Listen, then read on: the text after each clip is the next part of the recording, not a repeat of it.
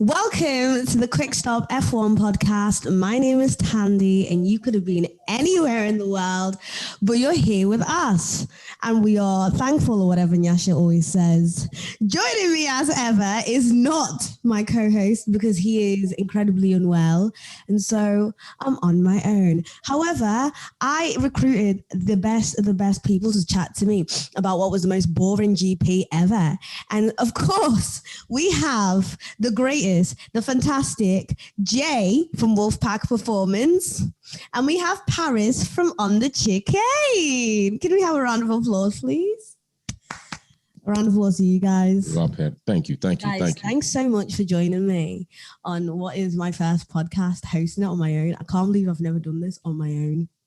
You can be all right. It's been, what, like 2 years now? This is the first one? 2 years, literally. And this is the first time I've ever hosted a podcast on my own.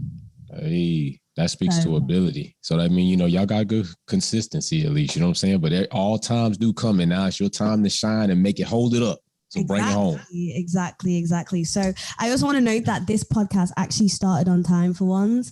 So I don't know if this has anything to do with the fact that Nyasha isn't here. Who knows? But we are on time. And always on time is obviously the Mexican GP, which I obviously just said was the most boring thing I've ever watched in my entire life. I feel like it was heavily hyped up to be absolutely not as much as we actually thought it was going to be. Anyone else think that? Definitely. You thought it was boring too, Paris?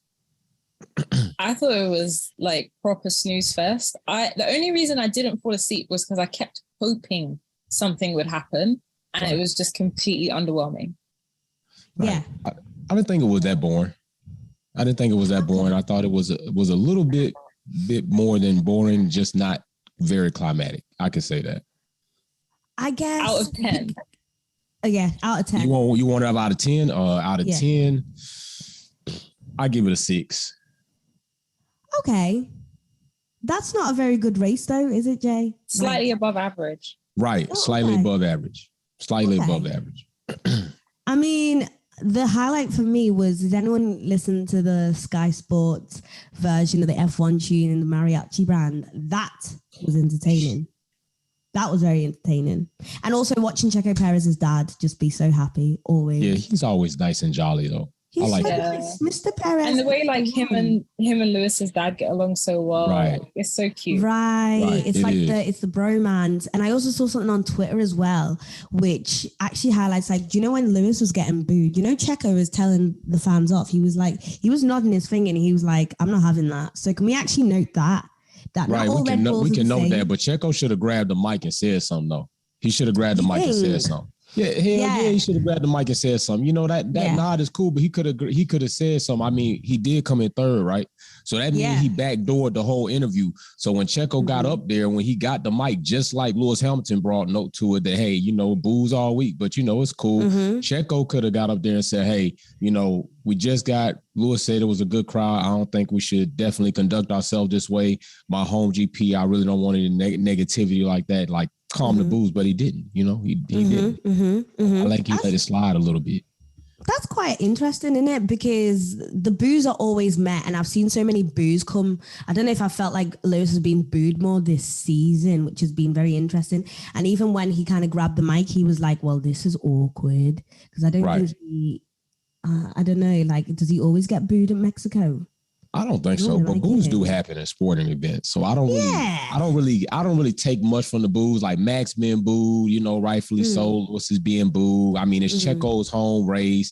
Checo's tied to Red Bull. Max is his partner. It's kind of like, we'll boo Lewis because we don't really rock with Max, but we rock with Checo. And so I don't really take much from booing. It's all the racial bullshit that we see happen that I take from. Okay. So what I really want to get into, first of all, is what really led up to this race being hyped and it to fall so flat. And I think that was down to quali, because let's not pay attention to anything that happened in practice. So in quali, we saw Lewis take P2. Was it? Yeah. Yeah, P2. Lewis, yeah. Yeah, and we basically saw the two Mercedes wedged between the Red Bulls, which I always bloody hate. Paris, From that moment you saw that, what were you thinking? What did you predict was going to happen?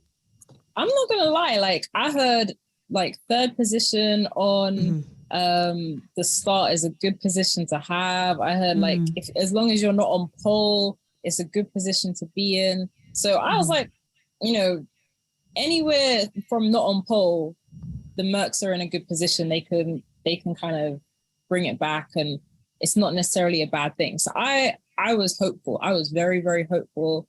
The fact that they did so well in, I think it was FP2, where they were like, George was first and Lewis was second. And we've hardly seen, don't think we've seen that at all this year, where they've both been like first and second on any of the sessions. So I feel like for me, I was super hopeful. And I think what you're saying is right. Like, there was a certain hype towards, as a Merc fan, there was a certain hype towards the weekend, because we just thought, the upgrade was coming in after all the trouble that they had in the USGP with the FIA getting the front wing through. So I think we kind of were like, okay, cool, it's coming in this weekend. We're going to have this rocket ship again. We're going to have all the aero parts sorted and everything's going to be amazing. We're going to be up front and we're going to win. And I mean, with a pinch of salt a little bit, but I think we definitely had that kind of hopefulness. Yeah. I mean, was your hopefulness for a P1 win? Or what was it? Or did you hope you'd have? Definitely for the first 15 laps, I was like, yeah, they can do it. They can still do this. And then after that, it just kind of slowly went down. And okay, so Jay, I was speaking to my editor here, and he had actually pointed out that there's a lot of chat online about the Mercedes having had a better car this weekend over the Red Bulls. What do you think about that? No, they didn't have a better car. They had a more improved car. I would say that. The RB18 is a rocket ship this season. But the Mercedes has definitely made some progress. And a lot of people that are going to try to be biased about it are going to just say, oh, it's low elevation, thinner air. Like, regardless, we just saw Mercedes come off of another podium, Lewis Hamilton, second in Texas. All right. So I think a lot of that, plus the wing being up there, and I had said from the beginning, I really didn't think that Merck's full intention was bought in to really run the wing as much as it was to cause controversy about, if this is how things are going to go, well, we can bring all types of upgrades. And I think that was more of their reason for having that wing on display. You know, I know they would seem like they were going to run it, but I think it was more of, we're going to show you that we can bring something that's going to be controversial. And since y'all seem like y'all are letting this slide, then we're going to start bringing out the bags out of the trick. You know what I'm saying? So, but I think a lot of that hype came from Lewis getting second in Coda. And then coming into this race, people definitely want to see if he's going to close out the season without a win or not. And I would tell people this, like, nothing is to be really oversold on Lewis not getting a win in the season. I mean, you can look at so many damn drivers who go winless, period, all right? Period. It's only because it's Lewis Hamilton and he's still regarded as the greatest driver currently in Formula One that it seems like something so big of a situation where he doesn't have a win in a season. That's it. If it wasn't for him being regarded that way, whether you hate him or love him, it's because he's great. And for you to see him go a season without a win is like in any way or shape, form, or fashion. So I think hype was built up around that. It's definitely no hype around, the Red Bull situation, other than seeing if Checo was going to get a win at his home GP. If people wanted to see if Ferrari going to keep fumbling up the ball. So I think a mixture of those things drove to the Mexican GP being a little bit more hyped than it probably should have. And maybe in some ways it should have been hyped. I mean, I was very happy for Checo. I love seeing Checo smile. I love seeing his dad smile, all in all. Moving on from the two competitors of Max and Lewis, let's talk about Daniel Ricciardo. Yeah. Should we? Yeah, I'm just telling you right now, I'm claiming him when you bring those stars of the day, Daniel. What? No. I'm claiming it right off the rip. Okay, I guess we might as well just do a whole back-to-back diss track on the boy anyway, because that was my whole plan. Do you know what I mean? Right. I could have done this whole with Nyasha not being here. My whole plan was just to do a whole entire Daniel Ricciardo, diss track. You're gonna let it rip, yeah? Do you know what I mean? Do you know what I mean? But I feel like Paris. I love talking to Paris because she really brings in a calming note to everything. She won't let you be too nasty because she'll always be like, oh, but but can we consider this? Paris, do you have any defense for Daniel Ricciardo? I don't have it. You clearly ain't been watching on the show recently.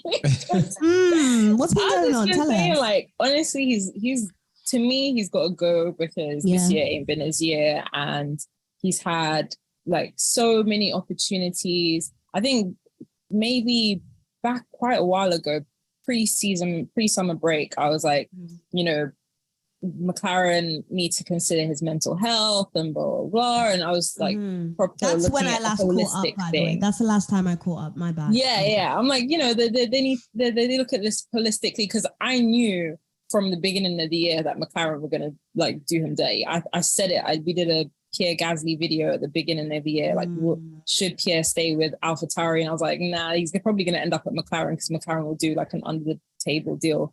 But little did we know that they were doing an under the table deal with Piastri. So like, which is mad because I'm just like you. Like my whole thing was the next move for Pierre should be McLaren. Ever since he hasn't made the McLaren, I'm actually looking at Pierre kind of sideways in terms of, will he actually be the top 5 potential that I always saw him being? Because it's mad that we've left Yuki at Alpine. I mean at AlphaTauri now. So it's like, okay. But well, I think we'll see what he does at Alpine, and I have a feeling like the rivalry between him and Ocon's going to be spicy next year. That is very interesting. Yeah, but back to Ricciardo, I just think like his drive yesterday was good. You can't take that away from him. Like, but he needed a 10-second penalty to do it. Like that's the first time he's driven like that all year.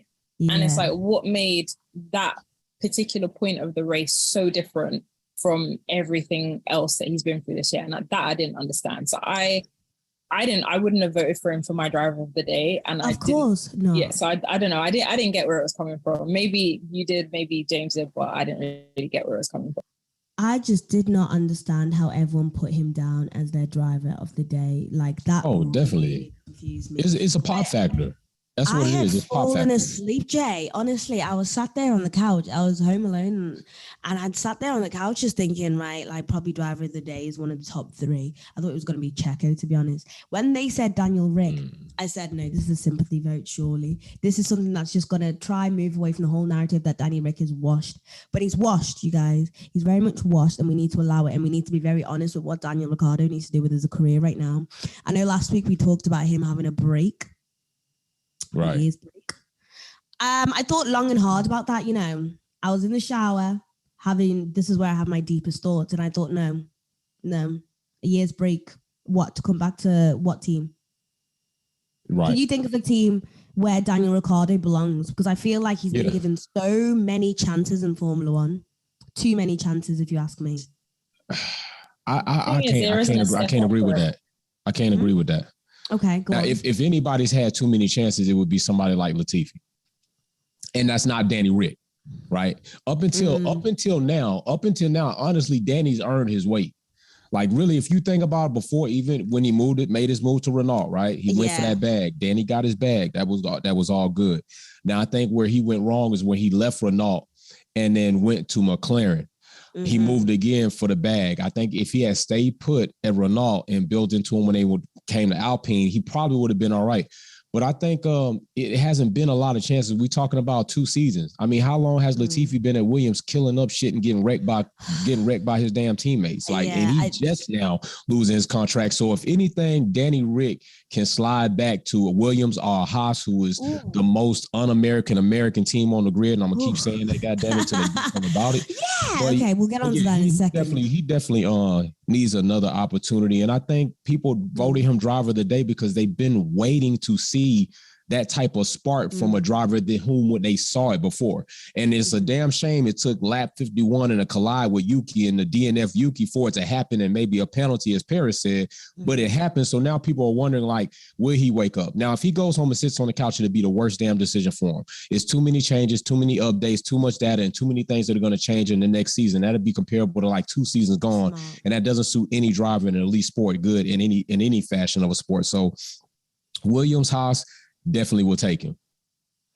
But why do you think that he was able to do it then? Because he's spoken so many times this year about like how the car's not suited to him, how he can't drive it, he just can't get into the groove, he's not feeling it. Like every single time, to the point where people are asking him, you know, journalists, pundits, everybody's asking him, what's going on down here? He's like, I don't know. I just don't know. So what do you think changed? I think the same thing. Is that Paris? That's for me. That's for Thandie. I just want to say, I feel like that move within itself was not something he did intentionally. And it just happened to have worked out for him. And that's what we need to know. Autopilot sometimes brings out the best in you. Sometimes you're doing something, you're like, oh, I didn't even realize I did that. Oh, okay, I'll take the glory. And I think that was what was happening. That was not strategic. That was not planned. Right. It was just an anomaly. You can never determine when it's going to happen. Like you said, he didn't know what was wrong with him. So we can't even determine what in that moment caused something to happen. It's just like you got something that's broken. You go tap on it. You're not really doing anything mechanically. You just tapping, hoping that something jars back into spot. And I think that might be what happened to him.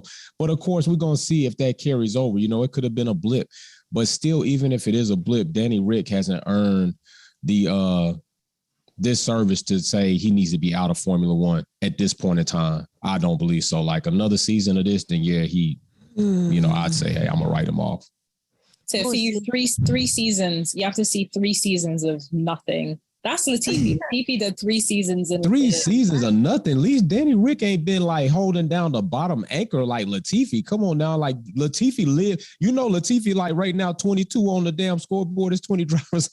I mean, he not even on the board. I would like to also, we're not even going to get started on Latifi. I don't even know how we got into comparing Latifi and Ricciardo because they are not, they can't exactly. That's my thing. And Latifi's had a seat in Formula One this long, so I know we can't be writing Danny off this quick. Listen, I would like to actually make the sound announcement. Bam, bam, bam, bam, bam, bam. We actually only have 2 races off Latifi left. We thank God. Can we have a round of applause, please? A moment of silence, please. Yes.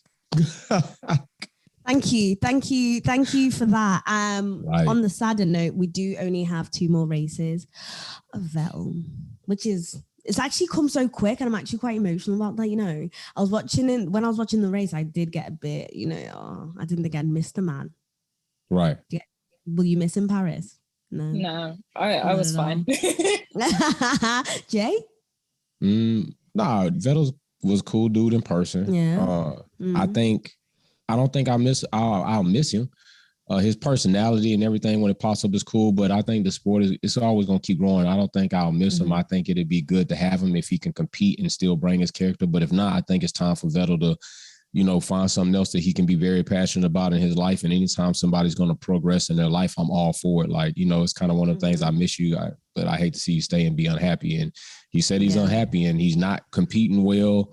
And I think if he had the car, I think Aston Martin's a big problem in that. But yeah, Vettel, go do your thing, bro. You 4-time world champion, youngest world champion. You done more at Red Bull than Max has even done yet. So Vettel, like, he good.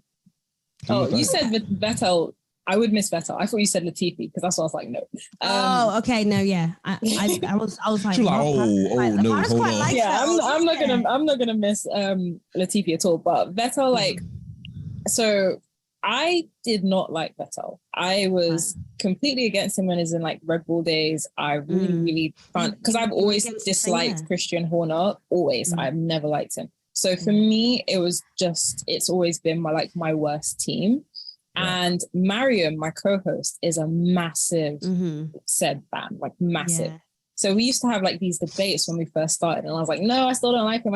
And slowly she kind of brought me in, and she's like, no, but look what he does here. Look what he does there. So now I'm like, cool. I'll allow him. I like him now.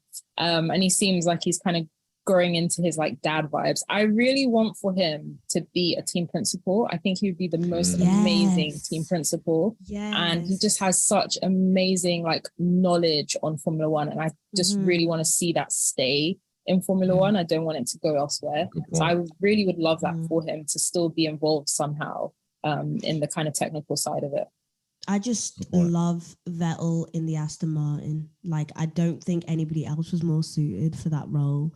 And him having little Lance Stroll was it was cute. It was lovely. Did you not enjoy it, Jay? Come on. No, hell no.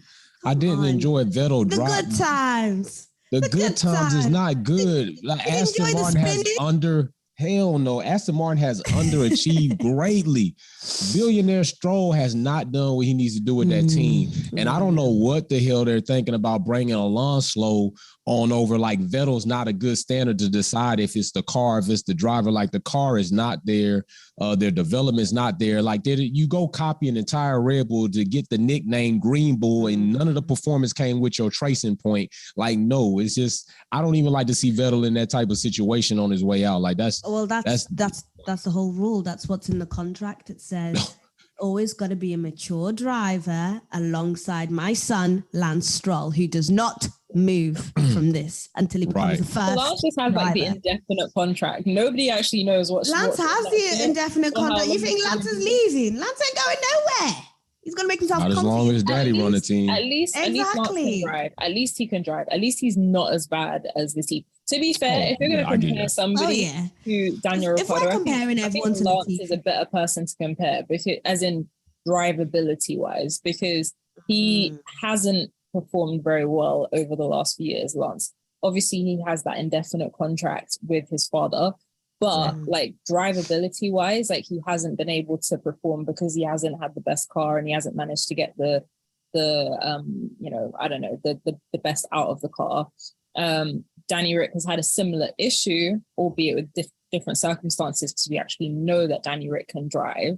But I think like Lance has really shown in the last, I want to say 3 races. Like, if you check his positions for the last 3 races, like he's been consistently, I think one, he was doing really well. I'm trying to think if it was Suzuka or Singapore, but he was doing really well. And then he DNF'd and he ended up out. But that was also last week. And that was also last week. But he actually has been kind of doing really well and qualifying really well, even without, with Suzuka, you had all the rain and stuff, so everybody's positions kind of got changed around. But actually, pure pace, the Astons have improved slightly compared to, I'd say, pre-summer break. They actually have improved. And like Vettel was like, yeah, cool, I'm going to just give you guys some good driving. So I think the last couple of races, like the USGP was really good for Alonso, Vettel and Hamilton. And I think they're like the senior drivers, on the grid. So I'm enjoying the end of the year with them. Not the senior citizens. Okay, so now I want to move on to the last 3 races: Stroll 15 in Mexico, DNF in Texas, and 12th in Japan. His highest finish in the last 4 races. Texas, that was he was doing really well before that DNF. In Singapore. So yeah, I mean, if they can get out of like Q1, that would be good, This man throws shade. Anyway, speaking of shade, I want to talk about my favorite little shade queen, Mr. Will Buxton. Some could call it shade. Some could call it untold truths, dreams, things written in the journal anyway. I don't know. Take it anyway. So for those who don't know, obviously Will Buxton came out and basically read the Red Bulls for Filth live on air on Sky TV and basically said, listen, I don't agree with your first championship. Your second one is a bit edgy. And so I think Lewis Hamilton, you guys cost Lewis Hamilton his 8th championship. And so, and that obviously caused a whole stir and resulted in the Red Bulls actually boycotting Sky this weekend. Very interesting. Jay, do you have a word on that at all? Yes, it's simple. The truth hurts. It's not only Will Buxton. Jolyon Palmer has said things. Collins has said things. Ted said things. And I put out a video said the truth hurts. Listen, I always told people nobody's ever going to forget that shit. Nobody's going to forget it. And even if you with it because you want to support Red Bull, like illegitimate win in 2021, you know the truth. Like everybody knows. Wait, I just want to note something. I've literally just said it was Will Buxton, and Paris just texted me saying it was Ted Kravitz. Yeah, Ted Kravitz. I got you. My bad. Yeah. Sorry. Yeah. Sorry, Will. I keep insulting you. It's because we were talking about Will before. My bad. I got you. This is Ted Kravitz. That might go down. I love the way that you just attribute it to Will Buxton. Like, that guy's a troll anyway. So. Right, exactly. Right. It wasn't. It was Ted. Sorry, my bad, Ted. Ted Kravitz. You know, and he told the truth. He told the truth about that. 2000. Hey, he got robbed.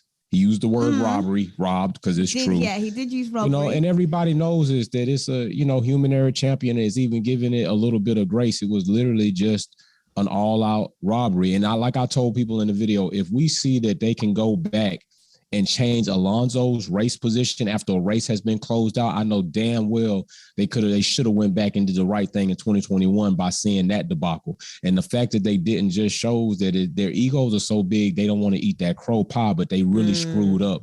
And so it's never going to leave. Max's championship in 2021 will never be detached from scandal. And right now he's got a cloud over this championship because of the cost cap situation. So, it just so happened to be that it's Red Bull at the center of the bullshit, and no pun intended. I'd also like to note how many shady stuff Sky F1 have said about all drivers on the grid. Alonso, Lewis Hamilton, and not a single one of them has always thrown their toys out the cart. I just want to note how Red Bull do that a lot. Have you guys not noticed? Like, they really take charge. Like, you can't be insulting us. You can't be doing, well, we have, and you can boycott all you want, but the show will go on. Am I right? It should, but we're going to see how that goes. We're going to see how that goes. Yeah, we'll see how that shapes. Okay, also on the subject of the Red Bulls, we honestly saw Max break some records. He surpassed the 13-strong record shared by Sebastian Vettel in 2013 and Michael Schumacher in 2004 for the most successful season in Formula One history. Is it fair to call this season successful for the Red Bulls? I think personally. Oh, yeah, definitely. Yes, 100%. That car, I mean, Jay, you saw it in person. You can tell me. It's a rocket ship.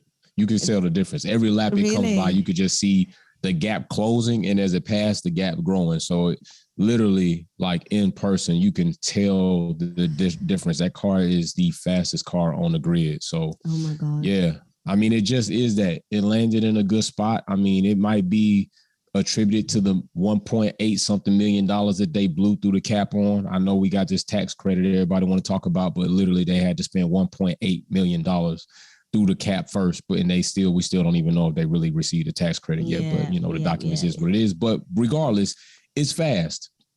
And Ferrari was fast too. Like, those were two cars that happened in a new era to land in a good spot.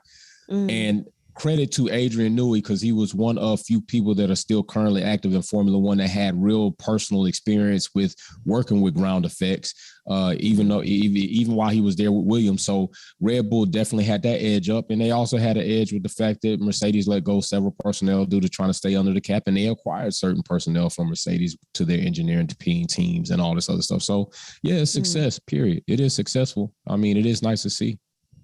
I agree. Like, I think you can't take away from what they actually achieved in the sense of, like, the physicality of the car is amazing. The speed it carries, the straight line speed, the fact that it handles well in the corners, that there's so much attributes that it has. Now, how they went about achieving that, that's the issue. Cool. But what they actually did manage to achieve was amazing. Like, as a car lover, you know, we all want to see the cars go a little bit faster. We all want to see the cars, like, be able to do that amazing stuff. I think one of the things that I'm personally struggling with is, like, all of the accolades that Max Verstappen's getting, and people not saying, like, oh, he's dominated for this whole year. That's bad. Like, when Lewis was dominating in a year, and he, as you can see, he never got 14 races in an entire year. Like, he's not even on that kind of list of what was it, Vettel and Schumacher, I think, had the other two. So, you know, how can you then say it's great because Max has won all of these races, especially in a new season when the new regs were supposed to tighten up the pack, make the competition more fair, have more people winning. So to me, it's like they say one thing and it's actually like very counterintuitive to what supposedly everybody wants. Maybe you might just see me as a salty Mercedes fan because it's not Lewis, and if Lewis had 14, you know, wins in a row, I wouldn't care, but maybe I wouldn't. But the reality is you guys cried for so many years saying that you wanted more competition, you wanted things to be mixed up, and it's not. So that's a good point. Yeah. There you go. On that subject, Paris, I'd like to ask you a question. Do you think that a championship has less value when you've only had to fight with your teammate? Oh my gosh. I'll allow you to think about that. Yeah, I think I need a moment to think about that. I need a I'll take it over. Formulate my answer on that one. All right. Okay, I'll take you over to Jay. Jay. Bullshit. No, Alonso is salty as hell. We all know what we're talking about. Alonso makes a comment talking about that Max's 2 championships are more valuable, are worth more than Lewis's 7-time world championships. That's bullshit. That's hate, and it's inaccurate. And also, he really degraded himself, bro. You was one of the teammates. You were 2-time champion, and you got. That's what I mean. Like, what are you talking about? Because it was like you lost anyway. Right. Valtteri was there. Anyway. He's not a shit driver. Come on now. Vettel was on the field. Like, there were several drivers that were valid on the grid when Lewis Hamilton was on his come up. Like, let's stop playing the game. No, it's not. You know, and for him to say that, it only makes sense because birds of a feather flock together, Mr. Crashgate. So we all know your history, bro. We all know Alonso is faulty in a lot of things he do. Same person to pick up the hat and then go cap behind Hamilton's back. We all know this. So for him to say something that foolish is so dumb, and he's so blind to it. He don't even realize he dunked on himself. Like, that's self-inflicted dunking on. Like, you were his teammate, bro. That's why Lewis Hamilton posted the picture he did. Like, don't forget, I was sunning your ass too up there. You know what I mean? That whole, like, what's quite funny about that picture? That picture, he's just like, that picture was dropped. I'm always up anyway. That picture was dropped late at night, like early in the hours of the morning. I think even our group chat, like all the Americans in our group chat were like, oh yeah, sorry, you guys just woke up. You guys are just seeing this, which is quite amusing, to be honest, because it had both kind of the American fans' surprise and then the UK fans is surprised. You've got to remember that Lewis is going to be shady. You're going to throw salt. Lewis is going to throw Himalayan salt. You're going to throw pepper. Lewis is going to throw cayenne. It's always going to be better. Anything you can do, I can do better. And for that matter, I'm going to pass it to Paris. Paris, pass on the baton. Any more shade for Alonso, please? Look, I found a tweet where I called Alonso an unsportsmanlike douche from 2012. That's 10 years ago now. That's how long this guy's been salty for. That's how long this guy's been. That salt has been marinated there. That's like the saltiest fish that you're gonna find. Like, you know, grandma's saltfish that she's been having. That's saltfish and ackee right there, my friend. That is how salty he is. Like, honestly, I just can't with him. Everything he does is just so negative. Like, he cannot compliment Hamilton. He cannot, even when he was like in the race, he had to get out of the way because Lewis was lapping him, which also was like pièce de résistance after the weekend. Lewis is lapping the race, so the blue flags are being waved, and of course he has to take his time. Like, he can't just get out of the way. He's got to take his time. And I'm like, whenever it's any other driver, he doesn't do that. And like you said, like, he forgets that the caliber of drivers, I'm not going to lie, the caliber of drivers now at the moment, they have not reached their peak. We have too many young drivers on the grid that have not had the experience that the other drivers have had. Whereas when Lewis was coming up, like, I can name probably like 20 drivers off the top of my head. Like, I'm thinking like Kovalainen and like even like Hulkenberg, people like that, they were really good back then. And Lewis had to battle all of these people, regardless of... Man like Coulthard had to push his chin out the way. Like, and people underestimate it. You know, they say, some people have been reduced to a soundbite. They say, well, Jenson had, he had that one lucky championship, and he did, but he was still a really good driver outside of that. And people forget that. And I think that's the kind of disrespect that Alonso is putting on him. He's kind of taking the sound bites that are around now and building on them and riding on them because he knows he can. And people have a short memory. People are going to forget. But there's other people who remember, who have been around for a long time. And we need to maybe like school people and talk about some of Lewis's amazing drives from back then that were against other drivers, not just his teammates, and how amazing his teammates were. Facts. Very interesting. And on that subject, we are going to go straight into our... Wait, what does Nyasha normally do? Does he go donkeys or does he go... I don't know. This is my show. Your show. You run it. Yeah, this is my show. Okay, so we're going to go donkeys. And I'm going to start with you, Jay. Donkey, Russ. Okay. Russ. Now, George is my donkey of the day. Go on. Listen, Russ has to understand your time is coming. And I like his competition. I like his competitive spirit. But Russ, bro, either you with Merc or you not with Merc. Like all this playing inside the fence and you walking buddy with Max and doing all this other shit while he dumping and they dumping on Lewis. Like, you got to choose, bro.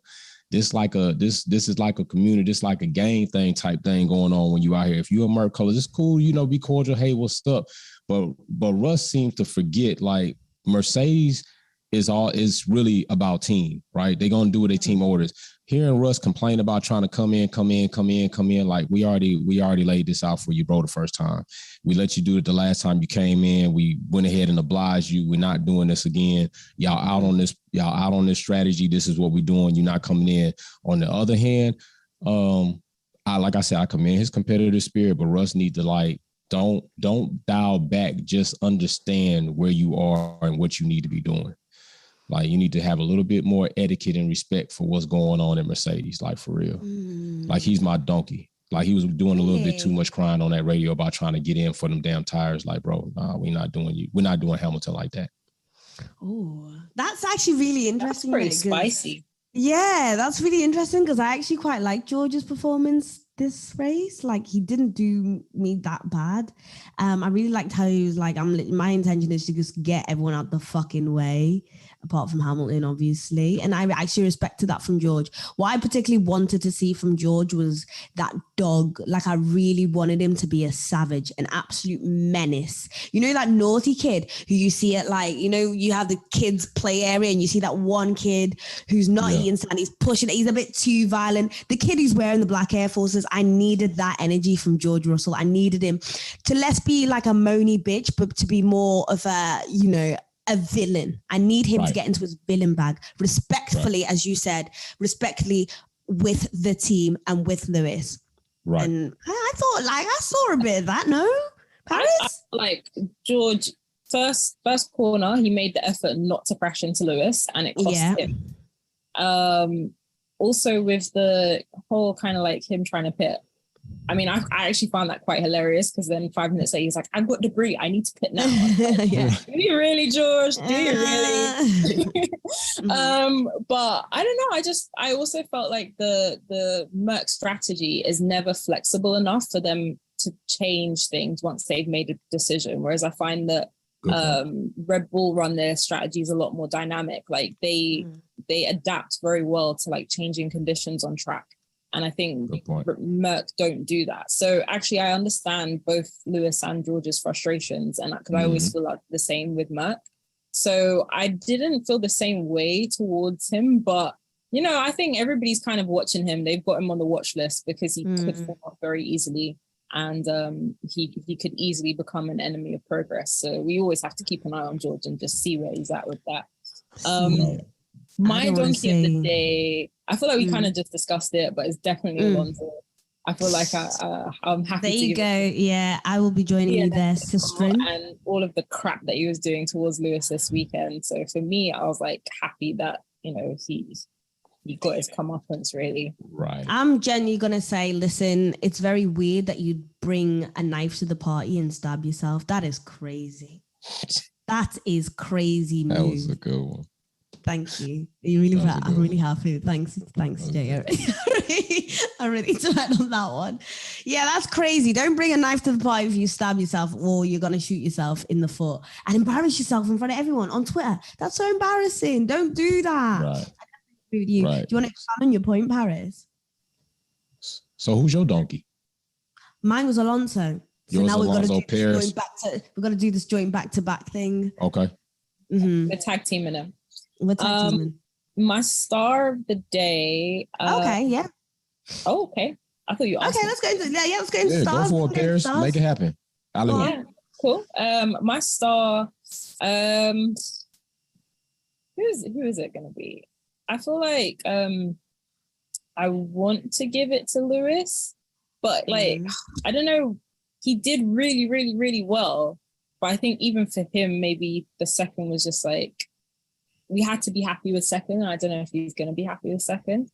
But I think I'll give it to Lewis because like that's really, really good for Merck, and they haven't really been able to achieve that a lot this year. So I think I'm gonna give it to Lewis. I was a bit unsure, but I'm definitely gonna give it to Lewis. Yeah. I would also like to know, I'm also going to add a big stinker for a remaining person who's always sat in my donkey of the day, and that is Daniel Rick. I don't care if you just put him as your driver of the day. I don't care if he gave you a glimpse of hope into his career by doing one thing this race. I do not care. Daniel Ricciardo is my donkey of the day. Argue with me at thandietweets.co.uk or either argue with me at Thandie Tweets online, or my Instagram is THANDDD. He's always going to be a donkey for me for the remainder of this season. Thank you very much. Jay, can we please continue the show and you tell me who your star of the day is, please? Ricciardo. God damn it. Daniel's my star today. God. He's my star today. Listen, first of all, Danny had on some swaggish boots in Texas. Can't knock him on that. Nice. Also, the man had one of the flyest helmets all year. I want to go fast. Jay, just because you meet, I know I'm being biased. Does not mean you've now got to kiss. No, hey, Jay. I'm not. I'm just admitting the fact that his swag, the helmet was fire shit. It's one of the firest lids I've seen to see. It's funny as hell. But Daniel to like wake up and give that pop factor, he actually took over a bit of awareness at the end of that race. Like y'all all said it was boring, but I think the most exciting thing that did happen towards the end of that race was like seeing Danny Rick make his way through a portion of the grid like we didn't expect that. Like that was totally unexpected. Like we're thinking like a crash, anything could have happened. Like his car could have been damaged. He would have been out of there. Unfortunately, Yuki was out of there. Unfortunately, but not unfortunately. And then Danny just started making this unexpected charge. So I'm gonna give him star of the day for that. You know what I'm saying? I'm gonna give it to him for that. 2 races of the season left. Nice of you to join the party. By the way, where were you? Yes.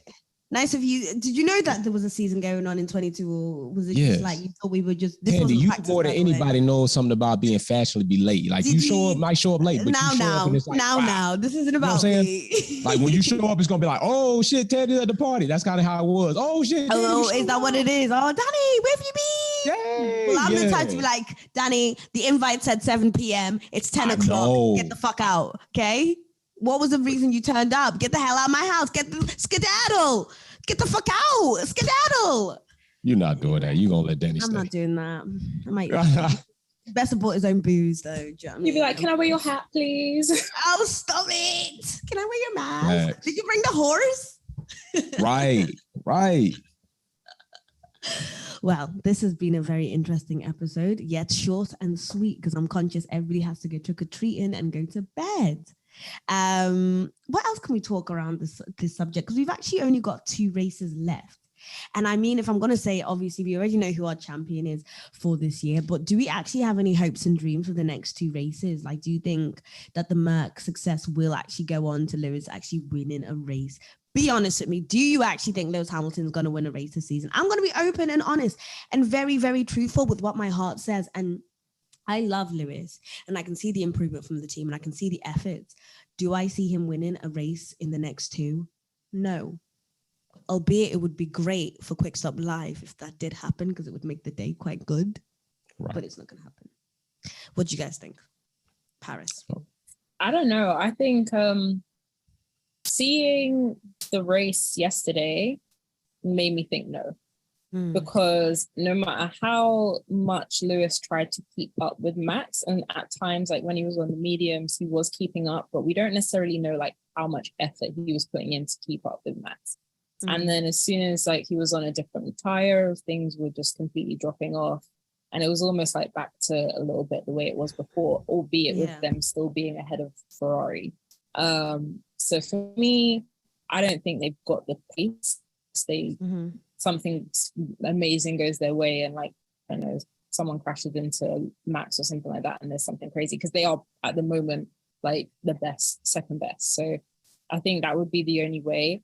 But what I really worry about actually is that there's going to be a lot of pressure around Lewis, and I hope that he doesn't feel it on Abu Dhabi, just to kind of right that wrong of last year and win. But nobody can have that expectation of him, and I hope he doesn't have that expectation of himself to win. I just can feel that there might be a little bit of that kind of narrative, you know, like what could happen, what could happen, what could happen.